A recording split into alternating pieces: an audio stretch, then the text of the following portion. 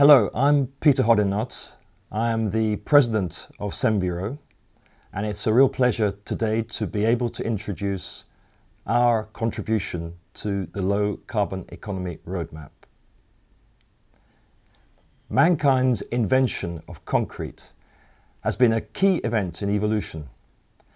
Its simplicity, durability, strength, affordability, and infinite ability to be moulded provide the solid foundations and essential built environment for society. Some call it liquid stone, allowing architects, community planners, and home builders to realize their dreams, including the creation of spaces of beauty and light. But it goes beyond that. Concrete works equally well underwater, underground, in Arctic conditions, and on the top floor of skyscrapers. It has high fire resistance. It absorbs and releases heat, acting as a natural air conditioner due to this thermal inertia. The result of all this is that concrete is the third most used substance in the world today after air and water, a staple of modern life and society. Of course, there is a catch. The special ingredient or glue which makes all this possible is a rather ordinary looking grey powder called cement, the production of which typically produces between 600 and 700 kilograms of carbon dioxide per tonne. This is because it needs energy, both fuel and electricity, and the production process releases CO2. Globally, cement production accounts for around 5% of man-made CO2 emissions. Now, the industry recognizes this responsibility and embraces its commitment to reduce this markedly, especially by contributing to the circular economy. This document will focus on what can be done to reduce carbon dioxide emissions in cement production using today's technology, and will also speculate on what could be achieved by 2050. But there is a secondary responsibility for the industry. For example, around 18% of global energy, with the resultant carbon dioxide, is consumed by conventional buildings during their life. And this figure rises to over 35% in Europe. Now, depending on design, concrete buildings and structures can be supremely elegant. And the same goes for energy efficiency, where concrete has a major role to play.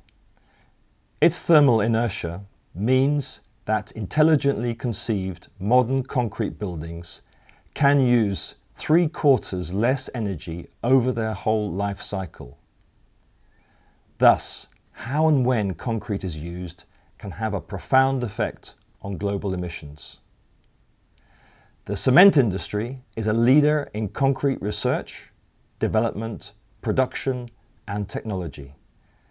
And through innovative application and its concrete products, the contribution of the industry to the low carbon economy of 2050 can and will go beyond reductions in emissions from cement production. Predicting the future is a notoriously hazardous activity.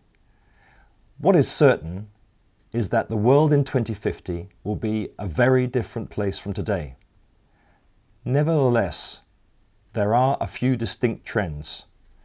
Between 2011 and 2050, the world population is expected to increase from 7 billion to 9.3 billion people.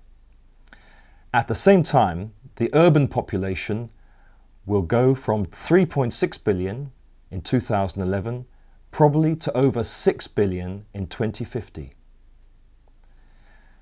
A world economy 4 times larger than today's is projected to require 80% more energy.